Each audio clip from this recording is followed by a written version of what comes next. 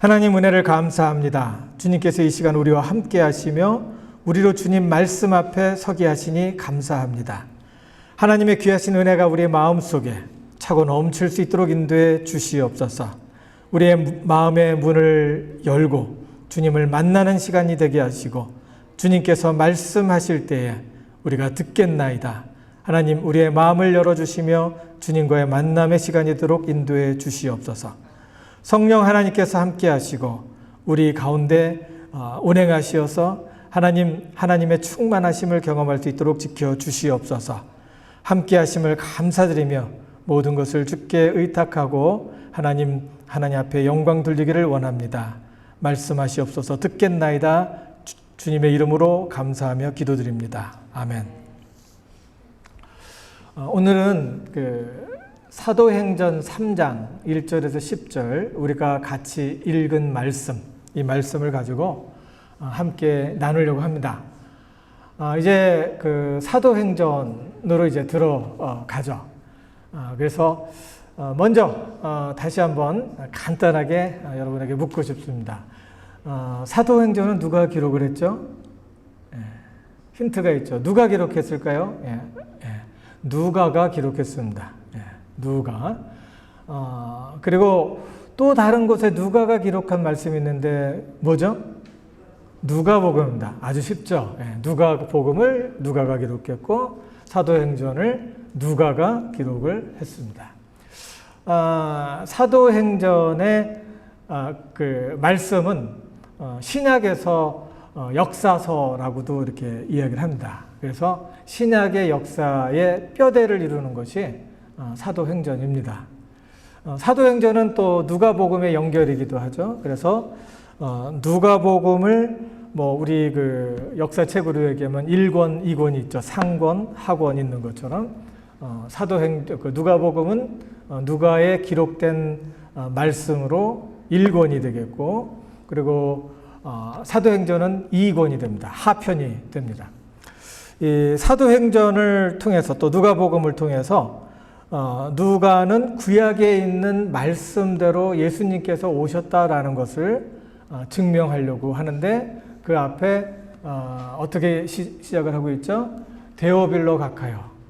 내가 들은 당신이 알고 있는 예수님에 대해서 내가 지금 소개를 하려고 합니다. 그래서 이제 사도행전 누가복음을 통해서 구약에 약속된 말씀이 예수님을 통해서 그대로 이루어졌고, 그래서 죄의 대가로 예수님께서 대가를 치르시기 위해서 예수님께 돌아가신 것을 얘기를 하고, 그 다음에 예수님의 죽음으로 끝나는 게 아니라 예수님의 다시 사심을 인하여 그 예수님께서 하나님의 아들이심을 기억을 하고, 그 하나님의 아들 살아계신 예수님께서 약속대로 성령님을 우리에게 허락하셔서 보이지 않는 하나님, 예수님께로 이끌어가는 하나님, 그 성령님을 통해서 부활하신 예수의 이야기가 제자들을 통해서 역사 속에서 계속해서 진행되고 있다라고 이야기를 하는 겁니다. 그래서 성령께서 이 이야기를 진행하고 있다. 사람들을 통해서. 그래서 성령 행전이라고도 이야기를 하는 거죠. 그 중에 오늘 사도행전, 이제 지난주에 이제 1장 2절을 했고, 오늘은 사도행전 3장부터 7장까지 있는 말씀을 커버를 하는데, 그 중에 핵심이 되는 사도행전 3장 1절에서 10절에 있는 말씀을 같이 나누고 있는 겁니다. 여기 사도행전을 보면요, 지금 저 이야기를 하는 거죠. 저기 세 사람이 있는데, 누굴까요? 물어보면서 이야기를 하죠. 오늘 등장인물 중에 아주 중요한 인물이 베드로, 그리고 요한, 그리고 저기 무릎 꿇고 쳐다보고 있는 사람이 오늘의 핵심적인 이야기, 안진뱅이가 됩니다. 오늘 이야기를 같이 하려고 합니다. 먼저 말씀을 보면은 제9시 기도 시간에 베드로와 요한이 성전에 올라갈세라고 이야기를 하고 있습니다. 배경을 설명하는 거죠. 이 이야기의 시작이 여기부터 시작이 됩니다 라고 이야기를 하는 겁니다. 여기 보면은 제9시 기도 시간이라고 했는데 저게 유대 시간이에요. 그래서 유대 시간은 우리 그 로마 그 태양력하고 이제 좀 태양을 각 쓰고 있는 사람들의 시간하고 좀 달라요. 그래서 더하기 6을 하면은 우리의 시간이 나옵니다. 제 9시니까 몇 시가 되겠습니까? 더하기 플러스 6면은 15이 아니고 오후 3시가 되겠죠. 오후 3시가 됩니다. 오후 3시에 베드로와 요한이 성전에 올라갔다라고 이야기를 하고 있습니다. 여기에 배경을 좀 아셔야 되는데 성경을 쭉 그냥 읽어가면은 몰라요. 이게 무슨 소리인지. 근데 이 배경이 뭐냐면은 그 당시에는 오전 9시하고 오후 3시 그리고 또 해가 질 무렵까지 3번 예배를 드렸습니다. 정식 예배는 이제 매일같이 드리는데 9시하고 오후 3시예요. 거기는 이제 중동 지방이라서 이제 더우니까 낮에는 좀 쉽니다. 그래서 낮에 시간을 내서 이제 그 하나님을 제사하는 그런 시간을 갖게 되죠. 그리고 해가 질 무렵에 기도의 시간이 또 이렇게 있어서 계속해서 끊임없이 사람들이 다니면서 하나님을 찾고 예배하는 그 시간이었습니다. 그리고 안식일이 되면 금요일 날 해가 질 때부터 토요일 날 주일 날 아침에 그 해가 뜰 때까지 이제 안식일이 진행이 되죠. 그때 안식일이 되면 예배를 한 번 더 이제 크게 드립니다. 그래서 오전에 크게 그리고 또 이제 오후 드리던 거 드리고 그리고 저녁에 또 드려서 하루에 양이면 양 아니면 소면 소를 이렇게 잡으면서 하나님 앞에 제사를 드리던 그런 때였습니다. 그걸 얘기하는 거예요. 지금 3줄밖에 안 되죠. 이렇게 우리가 적으면은. 근데 그 속에 많은 배경이 있었어요.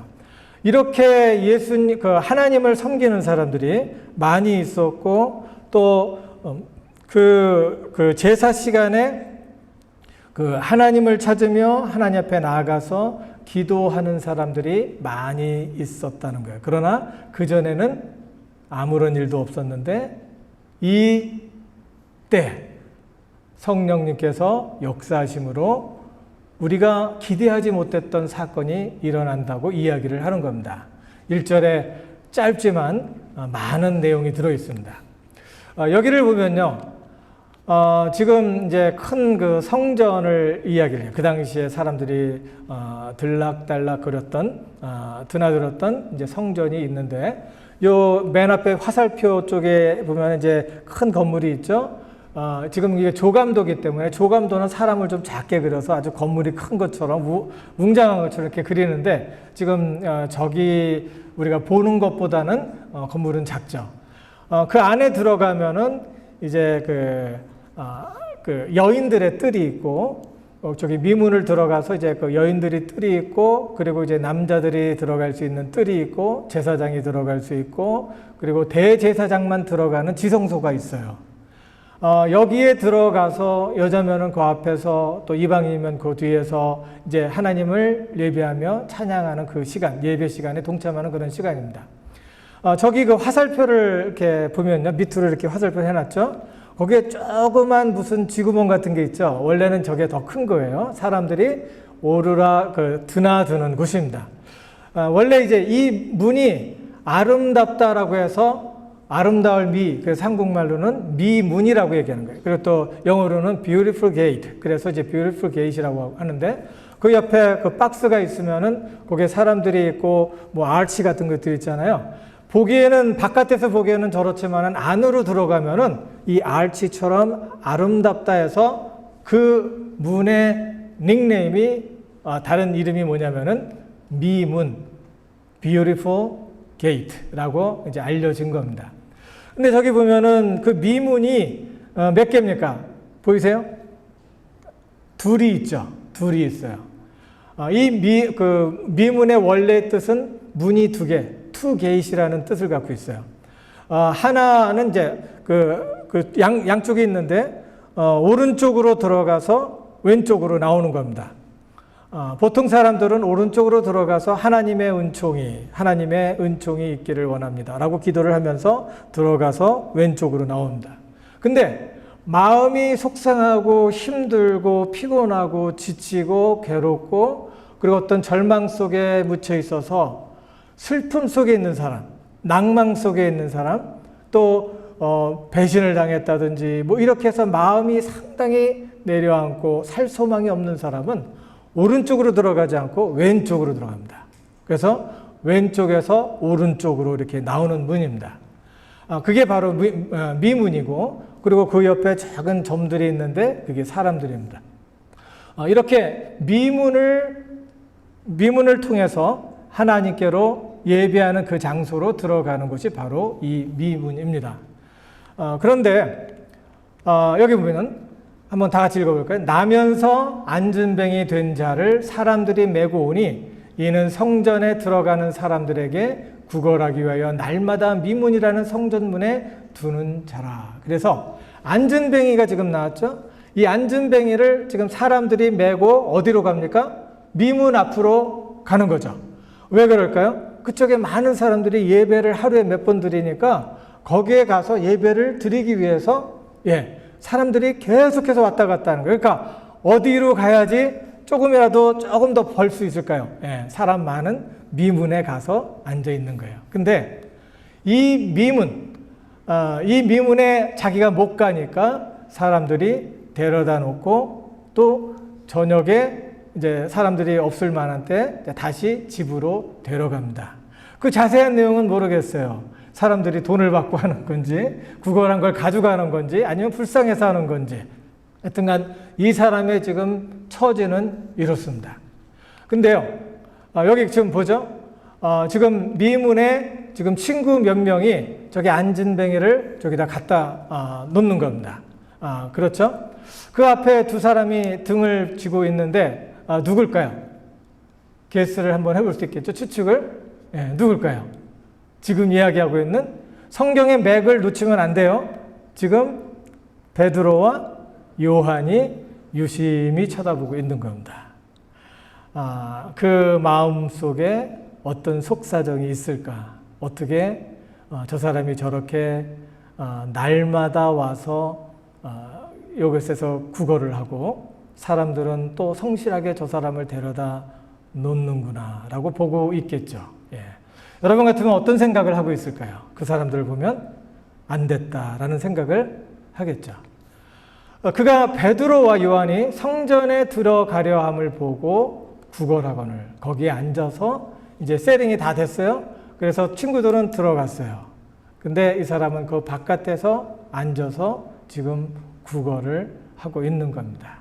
그리고 베드로와 요한이 들어갈 때 어떤 눈으로 쳐다봤을까요? 아주 슬픈 눈으로, 불쌍한 눈으로, 나약한 그 눈으로 당신의 도움, 하나님께서 당신의 도움을 통해서 축복하시기를 바랍니다 라는 기도를 하고 있었겠죠. 이것을 잘 그려낸 것이 이 그림입니다.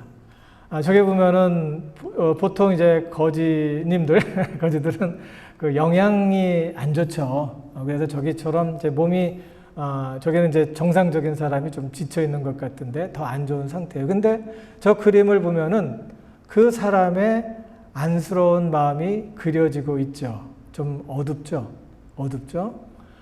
그 사람이 등에 기대며 힘없이 나약한 몸으로 지금 소망도 다 잃어버린 그런 모습을 하고 이제 안타까운 마음으로 지금 앉아 있는 겁니다. 여러분 그 앉은뱅이와 똑같다고 하지는 않지만 여러분의 삶은 어떻습니까? 우리의 삶은 어떻습니까? 거지는 아니지만 때로는 지치고 힘들 때가 있죠.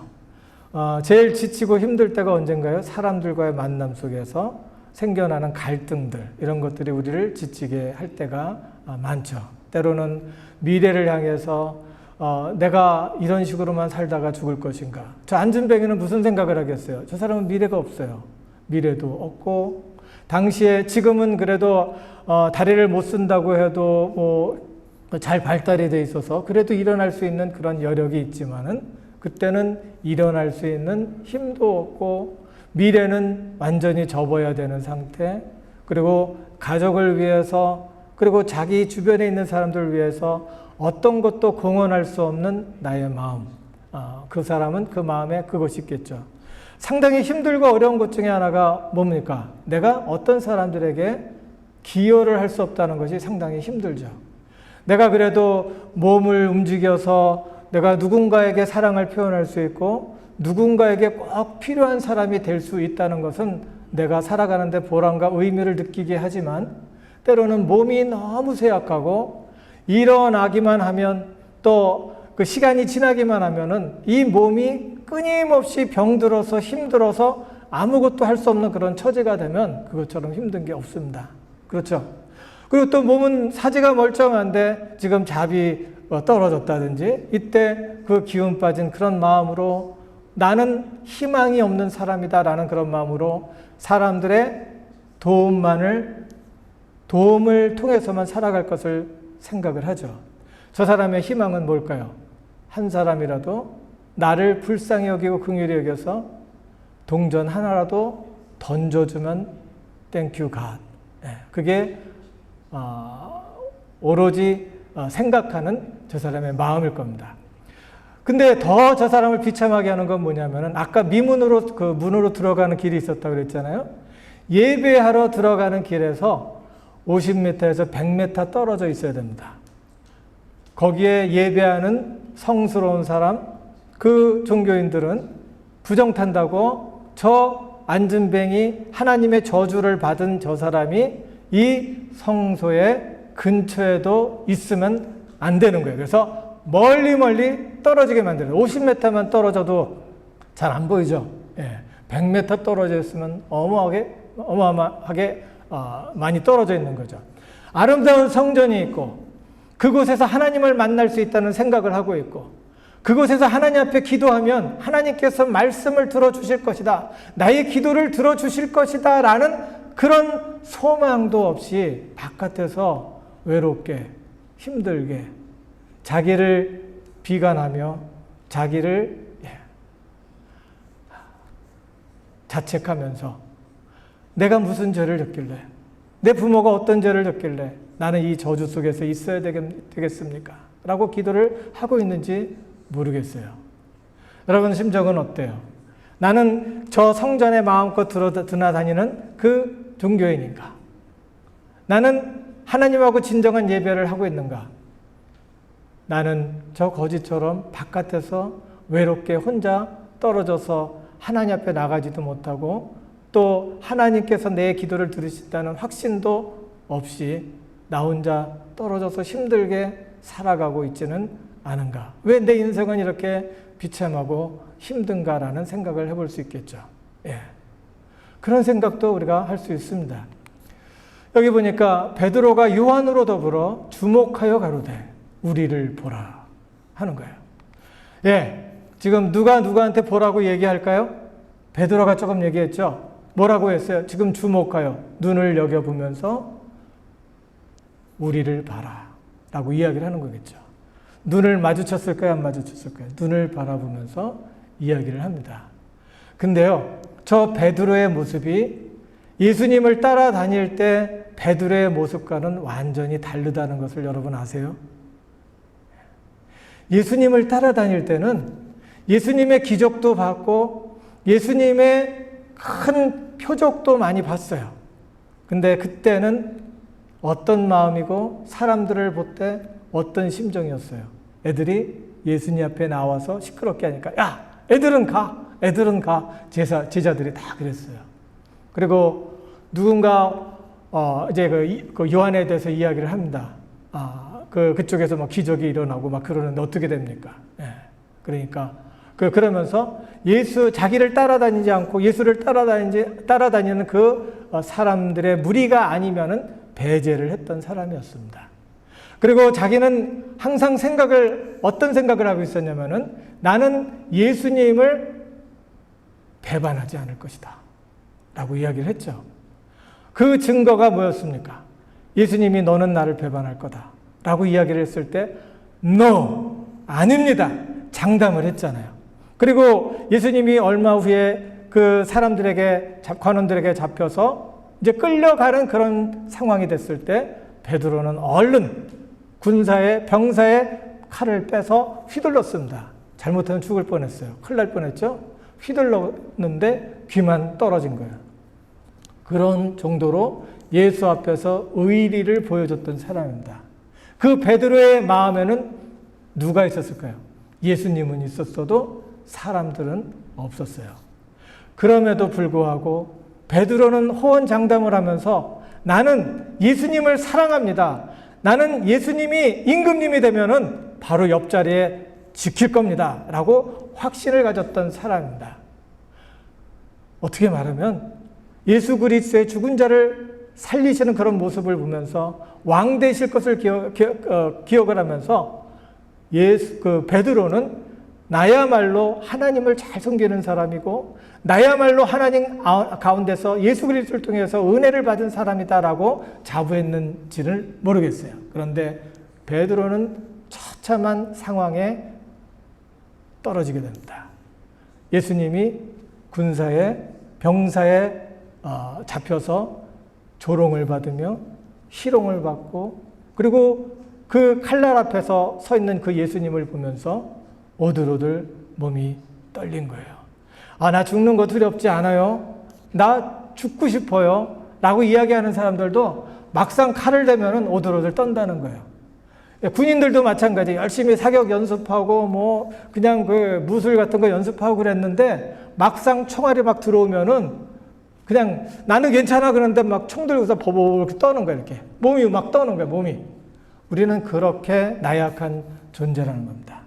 우리가 환경을 지배할 것 같지만 악한 환경이 되면은 그 환경 아래서 굴복할 수밖에 없는 것이 우리 사람이라는 거야. 베드로는 안 그러리라 생각을 했는데 그 상황에서 자기는 예수님을 본 적도 없고 안 적이 없다. 예수님과 나는 상관이 없다. 라고 이야기하는 거예요. 여자는 어떻게 얘기했어요? 아까 봤는데 귀 떨어진 거 내가 봤는데 이렇게 얘기하는데도 No, 나는 거기 없었다. 라고 이야기를 하는 거예요. 그리고 나서 예수님의 말씀대로 닭이 웁니다. 그때 깨닫습니다. 그때 성경에 보면은 크게 통곡을 하면서 베드로가 빠져나갑니다. 그리고 나서 그 죄책감에서 그리고 자기의 실수, 자기의 무능함, 무력함 속에서 베드로가 일어나지 못하고 있을 때 예수님이 다가옵니다. 어떤 예수님이에요? 부활하신 예수님께서 찾아오십니다. 찾아오셔서 물어보죠. 네가 나를 사랑하느냐?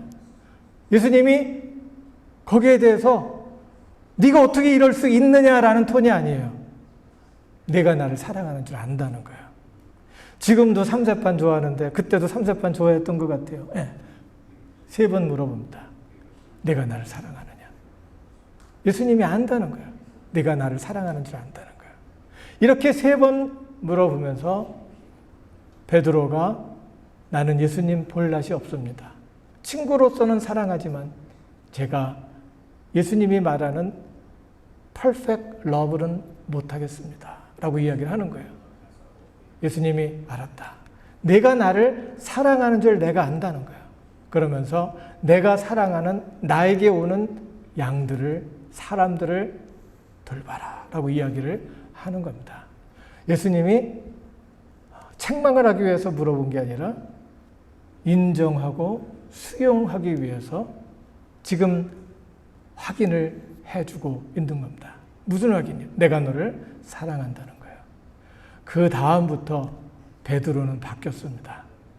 사람이 보이기 시작하는 겁니다. 사람을 보니까 자기가 그래도 과거에는 괜찮다라고 생각을 했는데 자신의 나약한 모습을 보면서 그리고 예수님의 했던 이야기, 저 사람이 눈 멀어서 보지 못하는데 누구의 죄 때문입니까? 라고 물었던 그 시절을 생각하면서 하나님의 영광이 나타날 것이다 라는 것을 생각하면서 그 사람을 쳐다봅니다. 눈을 마주치며 말은 서로 안 했지만은 그 사람의 속사정, 그 사람의 현재 느낌, 마음, 감정을 생각하면서 느끼면서 그에게 지금 다가가는 모습입니다. 이제 그림이 다르게 보이죠? 이제 그림이 다르게 보이죠? 저 그림을 꼭 기억할 수 있기 바랍니다. 베드로가 하나님께서 함께 하실 때 사도행전 1장에 있는 말씀이죠. 1장 8절에 있는 말씀이 오직 성령이 너희에게 임하시면 하나님의 성령이 임한 거예요. 너희가 권능을 받고, 많은 사람들이 착각을 해요. 권능을 받고 하나님의 파워, 능력을 받았다라고 생각하며 미러클, 표적, 사인 이런 것에 집중을 하는데, 하나님이 함께 하신다는 것을 미러클이나 사인, 그 표적에 집중을 하는데, 여기에서 예수님의 이야기, 베드로의 이야기를 볼 때 하나님께서 말씀하시는 권능은 그게 아니었습니다. 뭐였을까요? 하나님의 넘치는 사랑이에요. 하나님이 세상을 이처럼 사랑하사 독생자를 주셨으니, 하나밖에 없는 아들을 줄 정도로 사랑했다는 말이 베드로, 지금 이 시간에 베드로는 예수님을 만남과 동시에 그것을 느끼게 되는 겁니다. 그게 권능입니다. 그 마음이, 그 하나님께서 주시는 벅찬 그 가슴, 벅찬 그 사랑, 그리고 하나님 앞에서 감사하다는 말을 안 하면 안 할 수 없는 그런 마음, 그리고 하나님 앞에서 하나님을 사랑하는 그런 마음이 벅차오르는 것, 그리고 사람들을 향해서 하나님의 사랑하는 그 사랑이 저 사람들에게 어떻게 영향을 끼치고 있는지 그 사람을 통해서 아는 그런 사랑으로 지금 다가가는 겁니다. 그게 바로 하나님의 오직 성령이 너희에게 임하시면 권능을 받고, 그 권능이 너희로 하여금 예루살렘에서 온 유다와 사마리아와 땅끝까지 가지 않을 수 있는, 그리고 안 가면 견딜 수 없는 그런 마음을 준다는 겁니다. 여기서 예루살렘은 어딜까요? 내가 지금 예배 드리는 곳 이걸까요? 예, 좀 더 구체적으로 얘기하면 내 가정 속에서도 그런 이야기를 생각해 볼 수 있겠죠.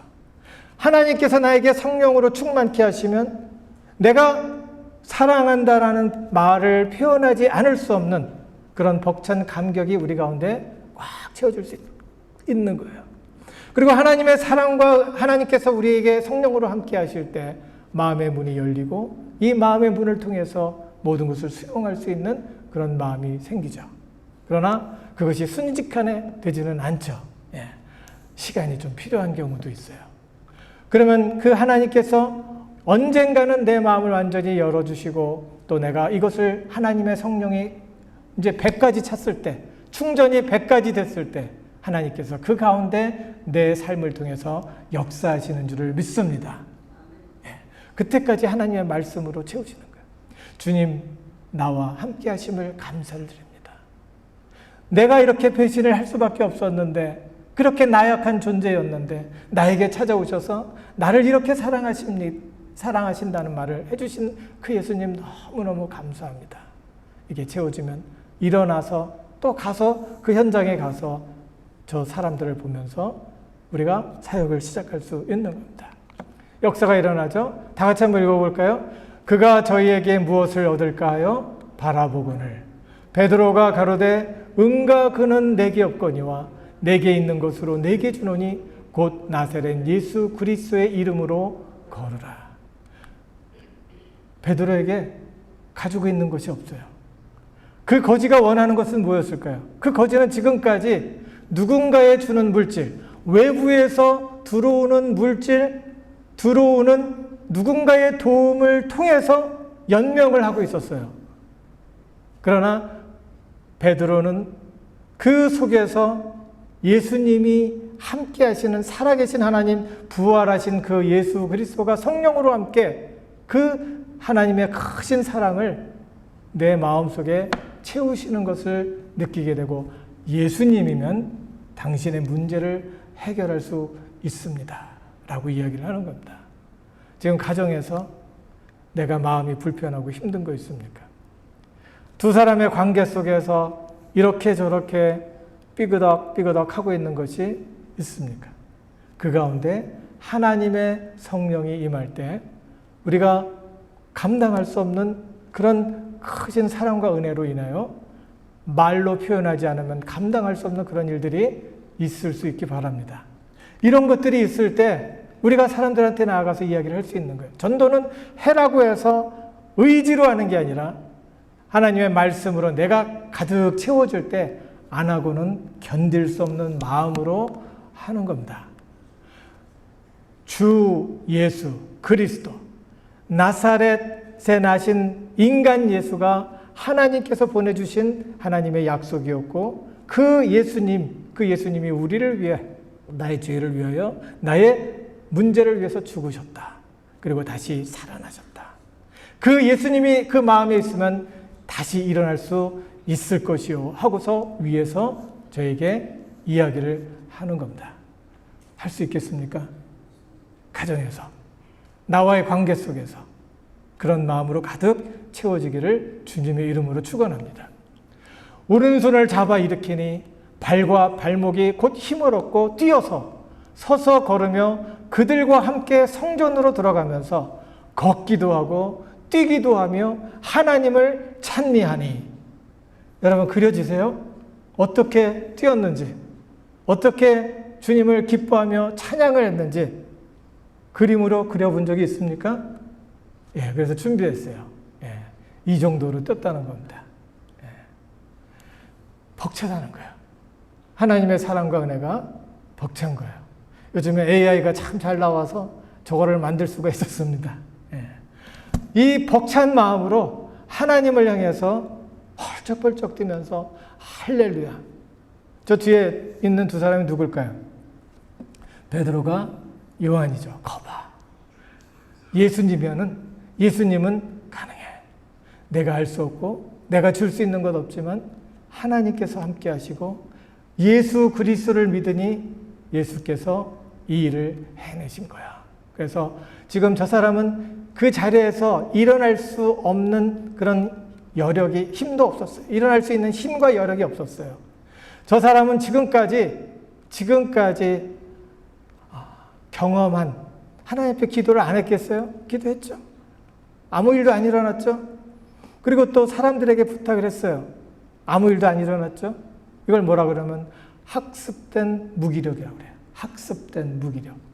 사람들과 있으면서 하나님 앞에서 기도했지만 안 됐던 그런 것으로 인하여 무기력감을 느꼈고 그 무기력감은 학습이 되어서 이제는 생각조차 할 수 없는 그런 이야기가 됐는데 하나님의 성령이 임하니까 그 마음의 뜨거움이 그 마음 속에 임하게 되고 그 마음이 육체에까지 영향을 줘서 내가 일어날 수 없었던 여력이 없었던 마지막 하나의 소망도 없었고 마지막 힘도 없었던 그 자리에서 일어나게 하는 줄을 믿습니다. 우리는 안진뱅이가 아니에요. 그렇지만은 우리도 겉은 멀쩡한데 이렇게 될 수 있습니다. 주님의 이름으로 지금 있는 곳에서 힘을 얻고 일어날 수 있기를 주님의 이름으로 축원합니다. 이걸 요즘 말로 탄성력이라고 해요. 탄성력, resilience. 그래서 내가 넘어질 수밖에 없는 그 상황에서 다시 일어나는 거예요. 신앙은요, 기적이 많이 나타나서 신앙이 아니라 신앙을 갖고 믿음을 가지면 탄성력이 생기는 거예요. 내 영혼에 탄성력이 생기는 거예요. 내가 죽을 것 같고 아무것도 못할 것 같고 내가 이걸로 끝난 것 같지만 그곳에서 예수 그리스도 안에서 나를 사랑하신 하나님의 아버지 아들을 믿는 믿음으로 다시 일어나게 되는 줄을 믿습니다. 아멘. 다 같이 읽어보겠습니다. 모든 백성이 그 걷는 것과 및 하나님을 찬미함을 보고 그 본래 성전 미문에 앉아 구걸하던 사람인 줄 알고 그의 당한 일을 인하여 심히 기이 여기며 놀라니라. 기억나죠? 일어날 수 없었고 버틸 수 있는 그런 힘, 그 여력조차 없었던 마지막 남은 힘조차 없었어요. 못 일어나지 못하겠습니다. 앞에 있는 미문이 있지만 그곳에 들어갈 수 없는 그런 마음에 있었다면 이 말씀을 꼭 기억하시기 바랍니다. 여기에 보니까 이런 그 글이 있어요. 그 하나님께서 나를 일으켰을 때 다시 들어가서 앉아 있지 말라는 거예요. 예. 요 내용을 이제 조금 더 이렇게 얘기할게요. 여기 그림이 있는데 거지의 모습입니다. 얼굴 보니까 한국 사람 같죠? 많이 보던 사람 같지 않아요? 제가 한번 AI로 했어요. 거기에서 한국 연예인 중에서 잘생긴 사람 3명을 뽑으라 그랬어요. 그랬더니 뽑아줬어요. 그 중에 한 사람, 누굴까요? 이병헌.